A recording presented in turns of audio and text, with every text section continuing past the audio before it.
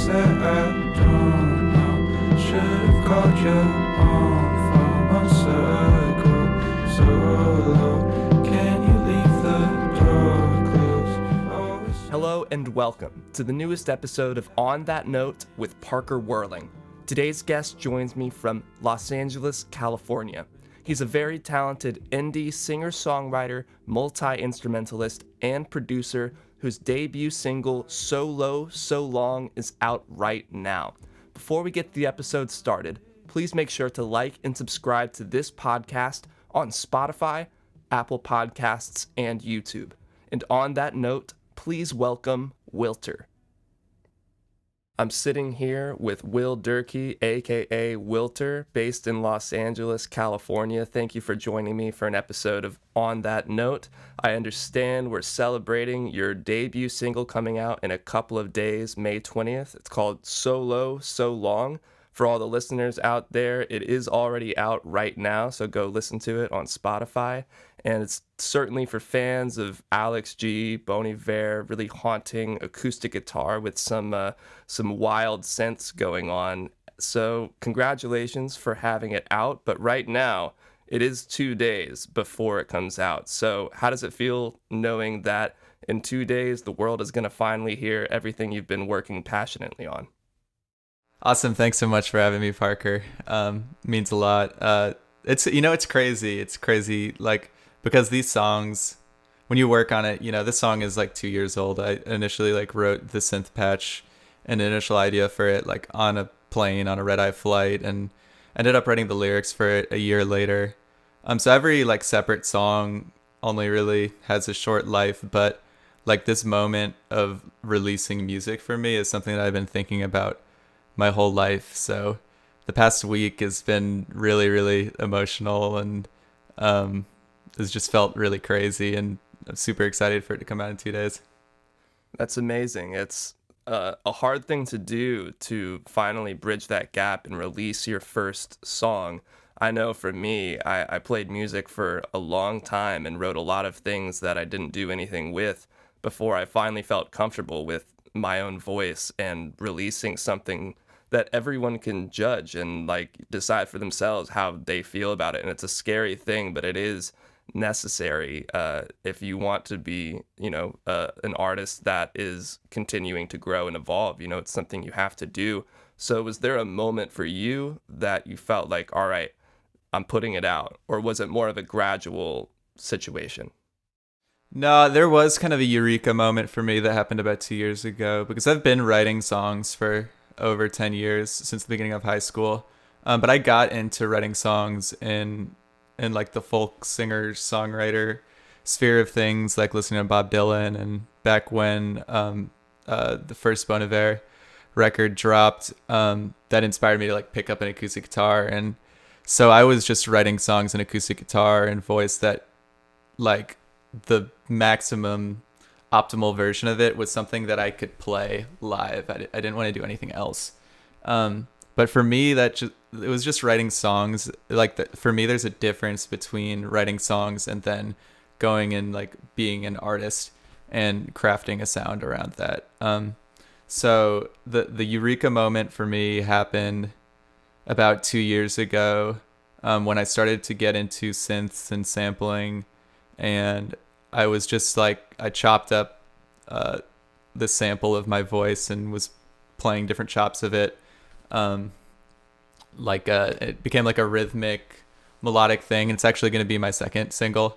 And it's actually sampled from the chorus of this first song, So Low, So Long, which is kind of funny. But oh, whoa, that's cool. It was just a Eureka moment where it's okay, I'm this is an artist project. This is something with a unique sound, and I'm not just writing songs anymore. This has an artistic direction. So once I had that kind of production base, I felt really confident that this releasing music was finally something I was able to do. That's really cool. Certainly finding your own sound, it sounds like that's maybe what happened there. You finally found something where you're this isn't just something that anyone could write or anyone could sing. It meant something to you. Yeah. I'm definitely happy I spent so many years trying to perfect songwriting as a craft. I think it's something that definitely still helps me out a lot in my music, and just like feeling the songs at their core, and the tension, and like making sure that they like build throughout. But yeah, there was a moment where it's like, okay, I got to be making like an artist project. Were there any standout moments along your songwriting journey that you had some pretty important realizations about how to craft a song, or at least for you, things that are important to realize as you're writing a song? No, I think it's really just a gradual thing, because like you'll just pick up little little tips and little tricks and little things that you do. It's really just like honestly learning a bunch of music that you really like is the way that you're gonna start to pick up things that you like. So it's just learning a lot of Elliott Smith, learning a lot of Bon Iver, and just playing a lot of guitar every day. Every song I write, even when it's got a lot of electronic stuff going on, starts with me just noodling on guitar. And not a single one of my ideas was ever me sitting down like, I'm writing a song right now and this is going to be the idea. It's just me like hanging out, playing something, and be like, oh, okay, what was that? Yeah, I feel like it hurts me when I try to sit down and be like, all right, I'm writing a song. Like, it almost never works out. You have to just do it for the fun, and like you can't force it, and that's so frustrating sometimes, thinking like, okay, I need this kind of song right now because I'm in that mode. And then you really try it and you're like, fuck, this sucks. Like this is not working out. Yeah. Yeah, it's ironic. It's funny. So where did you start with so long? Was it with your guitar? I wrote this, so I made this synth patch. I just got in the OP1, which is like the Swedish very nice. Yeah, synthesizer wonder machine. It's all like gamified, but I just picked that up, and I was on a Redeye Flight, and this is like immediately after a breakup. Like my girlfriend like drove me to the airport, and I was going on this Redeye Flight, and like we broke up and said goodbye like at the airport. And so I was on this Redeye Flight and I couldn't sleep.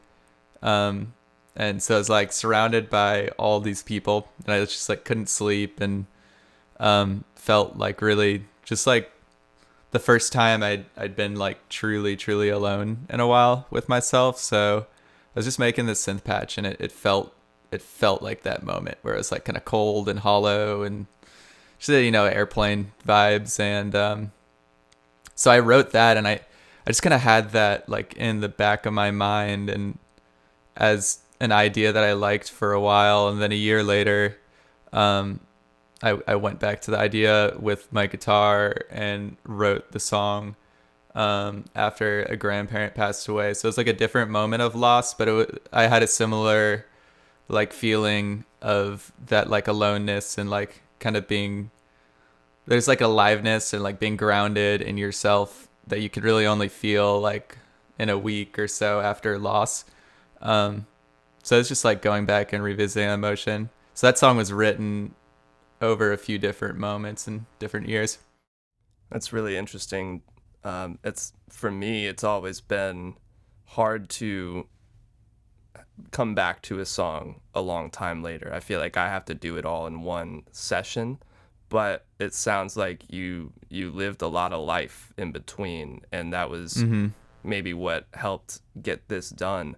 And when I was reading about the song and listening to it, you really did nail the essence. Like I felt like I was there with you on the plane. Like I can picture it, the plane's dark, everyone's sleeping, and just something about the synths going on in there really make it feel like you're on this like journey, but there's not really a resolution. It just feels like you're on this flight and you're not even sure where you're going.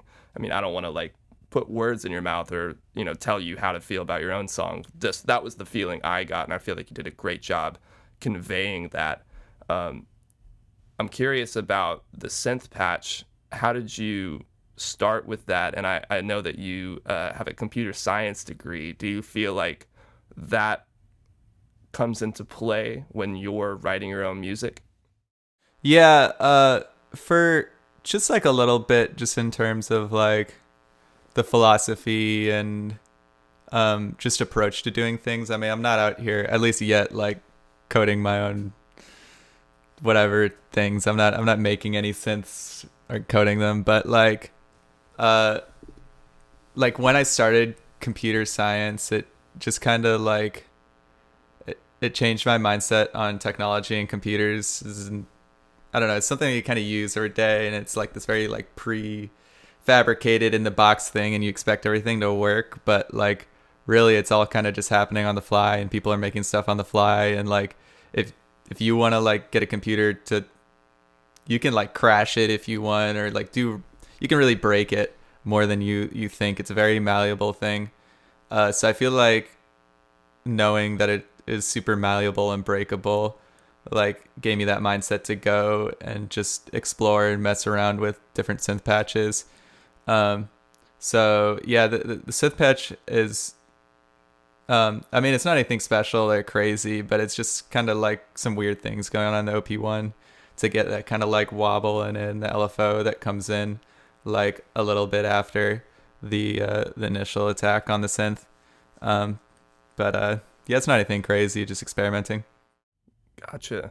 Yeah, it's funny that you can find these happy accidents, especially with things like sound design, where you don't expect this one turn of the knob to create some insane sound that you've been looking for this whole time, but you didn't really know you were looking for. You just stumble upon it, and then that triggers this whole idea for a new song. Was there anything similar like that going on with the new song that you have coming out in a month or so? Is it called Haven't Been? Yeah, it's called Haven't Been. Yeah, I mean, so in the course of So Long, the initial line that like was the genesis of all the lyrics was "Haven't been in so long," was just like a line that stuck out to me when I was making that synth patch. That was like the only lyric that I had for a year for that song. And so "Haven't Been" is like that line sampled and chopped up into this like rhythmic thing. So yeah, again, that's just like messing around with trying to chop up my own voice or something, but like turn that into like a song, and turn that into like do like a singer-songwriter thing with it a little bit.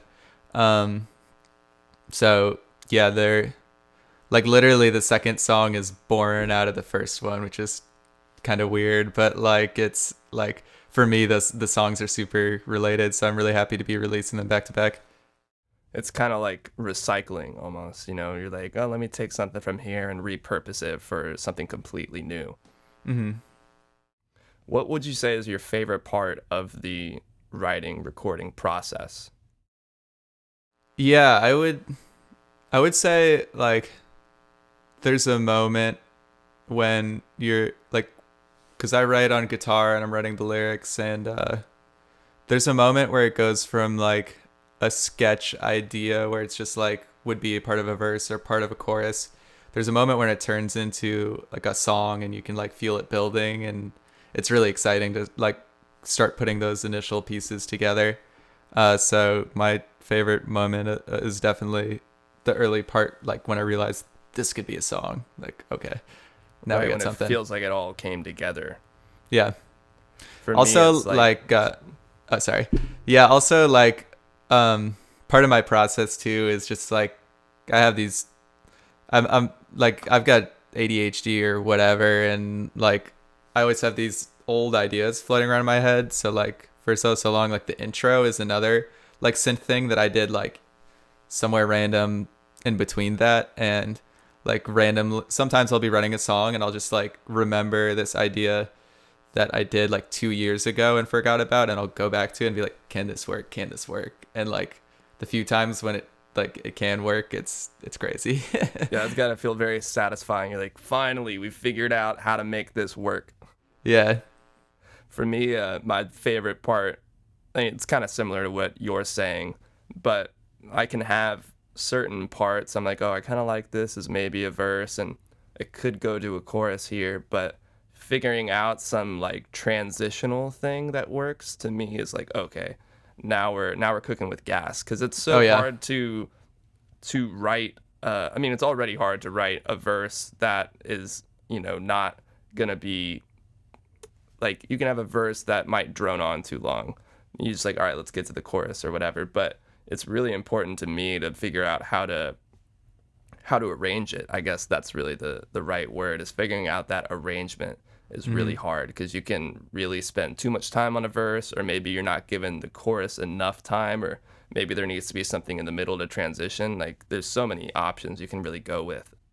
Yeah, it's tough nowadays too, with just the whole way streaming is, and like songs really being incentivized to be like 2 minutes, like maybe 3 minutes long, or like 4 minutes if you're really pushing it. Because like, it makes a lot of sense. Like, people skipping through songs, I'm definitely liable to like skip through a song really quick, or if something's long, like maybe not give it a full listen. But like, I feel like that it's pretty easy to like miss out on a lot of building tension and like progression of a song if you don't give it the chance to do that. So yeah, that's like stuff that you can like figure out, and that's stuff you're only gonna feel out like playing the song yourself, when you're like writing it and playing it all the way through, and not like only working on it in the DAW and working on little sections of it. I think it's just really important to like play your songs all the way through in one sitting, just to see how it feels and see how it builds. Yeah, that sounds so simple, but it is something you can totally forget. Like, if you are only working on a DAW and constructing it there, that once you bring it out into the live world, even for just yourself in your basement or something, suddenly you're like, maybe this doesn't really work right here, or maybe it needs something else. And messing with it those two ways, I mean, you can do it the reverse, if you do play it, like if you start writing on guitar, which I've been trying to do a lot more lately. I used to go straight into the DAW and start building it there, but now I'm trying to really challenge myself and have a song that sounds good just with one instrument and a vocal, because then like you have a great foundation when you do go into the DAW to start recording, and what already sounds good before you start adding all these crazy effects. Yeah, and also just for the arrangement of the song too. I kind of will like sometimes enter the DAW and be like, oh, I can go back and add another verse or take one out later. But really, once you kind of hit the DAW, it's really tough to change the arrangement of the song. Yeah, it's really tough. Even if it's just like adding like 2 bars in of like an interlude before the second verse or something, you're like, oh, well, I get this really good like guitar take, but I don't want to have to redo it since this one's really good, so we're just gonna roll with it. So yeah, I think it's really important to like fully write your songs. Yeah, you can really shoot yourself in the foot if you do that, So you gotta be really confident that what you're going for is what it's gonna be once you do go into the DAW. Otherwise, you can kind of be stuck. Totally. So, since this is your first release and you are feeling all these emotions right now, I'm assuming, what advice would you have for an artist who wants to release their first project, but maybe they're a little nervous about how to do it, or even they're not sure how to do it because they don't have either the proper equipment or the skill set? What would you advise those musicians to do? Yeah, I mean, like, it sounds cliche. It's, just do it. Give yourself some deadlines. Like, you need some real deadlines to light a fire under your ass and get you to start making decisions. And like for this song, I, made a million changes to push the release date for like little things that like no one's really going to hear. So like if I were to do it again, I, would have been a little quicker and been quicker on the deadlines, but like you can do it. And like you'll be amazed like what you can accomplish in a little amount of time. And like I saw a really great quote. I think it was on like Baird's Instagram. Baird. No, I don't. He's like an indie. He just worked a little bit on the Brockhampton album, but his music is really good. It's kind of like cool. It's kind of like indie dance, but it's like very guitar based and a little bit bossa nova. But he had like a quote he has written in his studio. It's like you can accomplish so much in an hour. So like don't be afraid to set a deadline and just start going for it and making decisions. Because once you're on that, you'll be surprised like how much you can get done and how good you can get your song to sound. Yeah, that's very true. And I think to add on to that, not only just setting yourself a deadline, but setting yourself some very realistic deadlines so that it's not too overwhelming. You know, you can be like, well, I want to have this song out in a month, but you haven't started it yet. You're like, well, maybe let's start with, by the end of the day, I want to have written a hook that sounds great. You can do that pretty easily. You know, just setting a general goal or deadline can help, but it also can be too overwhelming. And I think that really comes with just knowing yourself, like knowing what's the minimum I can do today or within an hour that will make me feel like, oh, I accomplished something. And then sometimes you do that and you will surprise yourself. You're like, oh, well, I just did that and I kind of want to keep working. You're like, well, keep following that train because it really is like, it's like a stream almost, and you have to follow that if you are working. Like for me, if I start writing a song out of nowhere, I didn't expect to write it, and I'm really enjoying where it's going, it's pretty detrimental for me to just stop and then not work on it the rest of the day. Like I have to get as much done as I can because I don't know when I'm going to get back in that frame of mind again. Totally. Yeah, and another piece of advice too I would give is I would try to write before you're starting to think of the release. I would write a bunch of songs and just kind of have those in the backlog before you like set these deadlines. I wouldn't set a deadline 6 weeks out if for a song I haven't written yet. I would only set deadlines on like a song you have written and it's like, okay, now I have 6 weeks to perfect this or something like that. Because once you like being in the writing mindset and like the release mindset and like perfecting a song mindset is very different for me. And like the moment you start thinking about the release or thinking about a release deadline when you're actually writing the song, it's a losing battle because you're just not going to connect with the thing like that makes your music good, which is like you digging your music and you doing it because this is what you want to do. Now you're doing it because you want to hit this deadline. For the writing it's not gonna, it could work out, but it's kind of a dangerous game. Yeah, it can be overwhelming and it's too much to think about. I did see this quote from Rick Rubin. I follow him on Instagram and literally all he does is post quotes, which is kind of cool. But he posted something like, you should set that deadlines, or there's a time to set a deadline, but that time is not during the creative process. Yeah, which totally. basically is exactly what you just said, because it's Totally. just you got too much to think about if you tell yourself, oh, now that I got this hook, let's get this song out in 6 weeks. You're like, well, let yourself breathe, let the song breathe. Yeah, it's human nature to like think about like what's everyone gonna think of this, or like all this other music does this, but yeah, you got to be really mindful in the process of making your songs and creating them, and like always connect back to the fact that like this is a thing for me and the reason I'm doing this is for myself.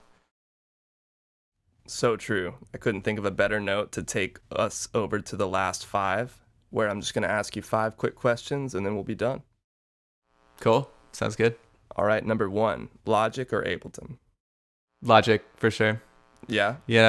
Like most of this, I record mostly audio.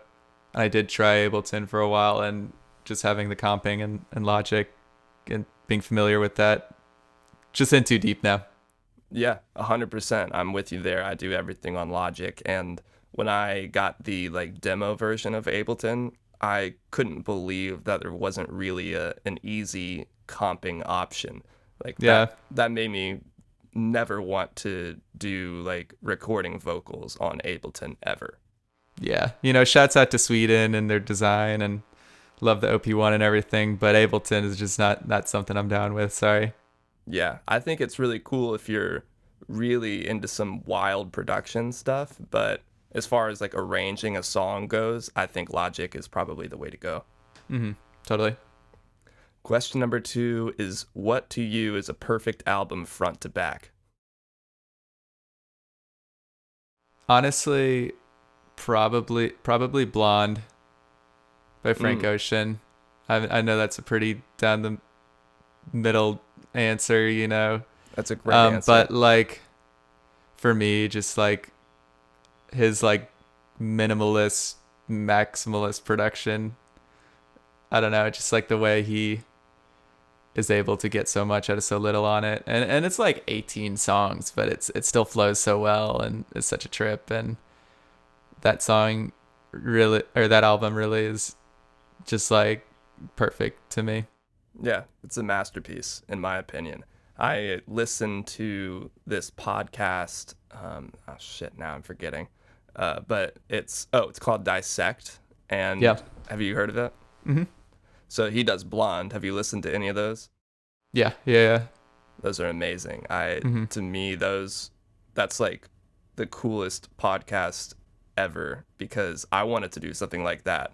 And then I listened to just one episode on Blonde. I was like, how does he talk about Nikes for an entire hour?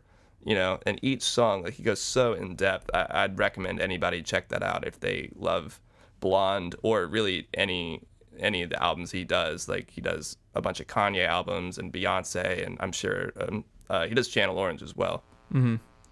But yeah, I have to agree with you that Blonde is probably one of my favorite albums ever. So that's definitely not a down the middle answer for me. Yeah. Question number 3 is, who is your dream artist or producer to work with? It's got to be Bon Iver is my guy. That's the just like in all stages of his career, like some of the eclectic later stuff, like just experimenting with like the Prismizer and building like that like the vocoder stuff and that, and just some of the weird sampling he's doing, and just to like the earlier stuff is just like the really, really good songwriting and production. He's absolutely would be an honor to ever be anywhere near him. Yeah, there's a few people who have said the same thing when I asked them that, because I don't know, Bon Iver just seems like a myth to me, like a mythological figure. He's put out some amazing stuff, but I have to say, unfortunately, I'm not a fan the way other people are, like, that are so into him. Like, I really enjoy who he is and what he does. I do really like that 22 A Million album, just because it was so out of left field for me, like not what I expected to hear. But I do think that isn't exactly everyone else's favorite. I just love that it is so out there and different, and maybe if it came out now, it would still, I think, blow people's minds, but I think it maybe was a little bit ahead of its time, and that could have been why it wasn't as popular as maybe like Forever Ago, or even I is that the newest one? Yeah, it's interesting. Like, I feel like even though it may not have been his most popular album, I feel like it had a lot of effect on a lot of artists kind of watching what he was doing, and just kind of the eclectic sampling, and not being afraid to do kind of some harsh stuff over folk or like softer indie music. I feel like he really opened the door on that for that album. So I feel like it was really influential. Totally agree. I think it is very influential. Question number 4 is, what's on your musical rotation right now? Yeah, I've been listening to a lot of new music and a lot of music. I went to USC and listening to a lot of different USC artists that are putting out great music right now. There's this song called Over by Mikey LaSousa that just came out like a few days ago that I think's really, really good. And what's their name? It's Mikey LaSousa, I think, if I'm saying it right. And Madeline Mailly just put out a really good record. And also the guy who mixes my music, Corey Gordon, is also an ambient artist, and he just put out a tape called Slugger that's like blowing my mind. So really just kind of been listening to new music and stuff of people in the community, and it's been great. Shouting out all your friends. I like it. Yeah. And just like in the spring, I've just been listening to a lot of like kind of like like more low key electronic stuff and ambience. Like the new Vegan EP, I thought was really good. And yeah, I listened to that a lot. Before the Computer Crash is like one of the coolest songs I've heard in a long time. Insane. That song is insane. Like everything he does is insane. I agree. Yeah. It makes me want a whole album. I'm like, oh, why just an EP? But whatever. Yeah, and also the visuals are really cool for that. If you caught any of his music videos. Actually, is it like with all the squares that kind of come on screen and stuff? Yeah, it's like a lot of image recognition, whatever, square things and drone, whatever. Almost feels like a 90s Darren Aronofsky film or something like that. Well, question number 5, last question. I actually asked Peter Husting if he had any ideas of any hard-hitting questions I should throw out there. And he told me that your Spotify end of the year thing, for whatever they call that, said that you were in the top 1% of Alex G listeners. That's right. You know, big shout out to Alex G. So I figured I should ask an expert here. Could you rank, in your opinion, the worst to best Alex G albums? Oh boy, worst to best. I don't want to call any of them. We won't say worst. The maybe worst. Just least favorite. Least favorite.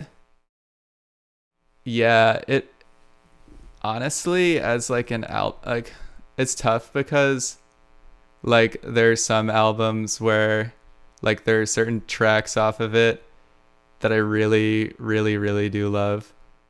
But like as an album, I'm not gonna go listen to it as an album. Honestly, hot take, it might be Rocket or House of Sugar. Like, because I just don't really like listen to it as an album, even though there's like a ton of songs on there that I really love. I went through a big Rocket phase for sure. I'm a beach music guy. That's okay. just doing that. That's the one I've listened to the least, which is funny. You need to get on beach music and listen to it just like as an album. I was listening to that all summer. So that's more top. But yeah, definitely. But you know, proud to be a 1%er Alex G. I can officially call myself indie. You know, it's a good feeling. That's really a medal of honor, I'd say. Yeah.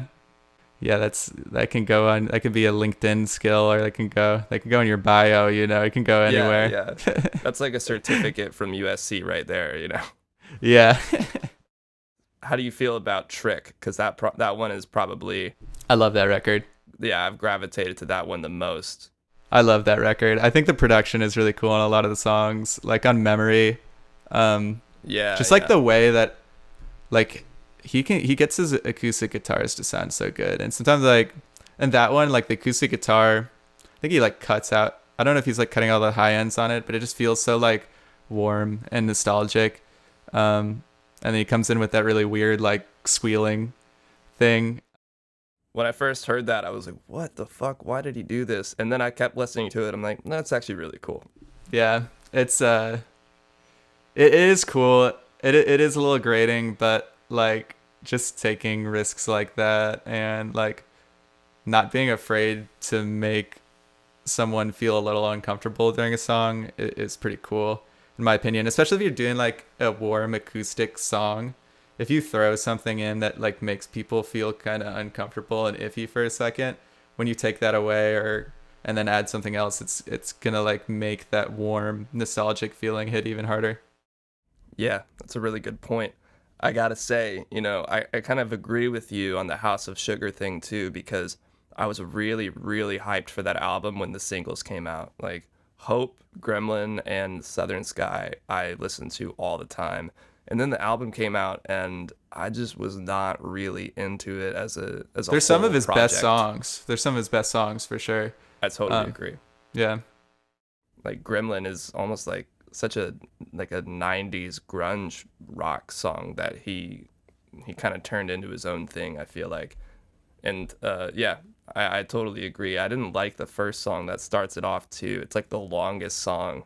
I'm like, oh, let's just get to the good stuff. But Alex G, for some reason you're listening, I'm sorry. I don't really mean it. Like, don't take it personally. Yeah. Love to Alex G. Big love to him, yeah. Yeah. Awesome. Well, Wilter, thank you for joining me for an episode of On great. That Note. Everybody needs to go check out Solo So Long, which will be out by the time that this episode is out. It's seriously such a cool, atmospheric song that as soon as I heard it, I was like, okay, yeah, I have to talk to this guy. So thank you again for coming on, talking about your creative process. Of course. Thanks for having me on. It was a pleasure. I'll talk to you later, Will. See ya. Peace. Bye. Thank you again for joining me for another episode of On That Note with Parker Whirling. If you haven't yet, please make sure to like and subscribe on YouTube and Apple Podcasts, and you can even leave a comment down below to let me know who you're listening to. On that note, I'll see you guys next time.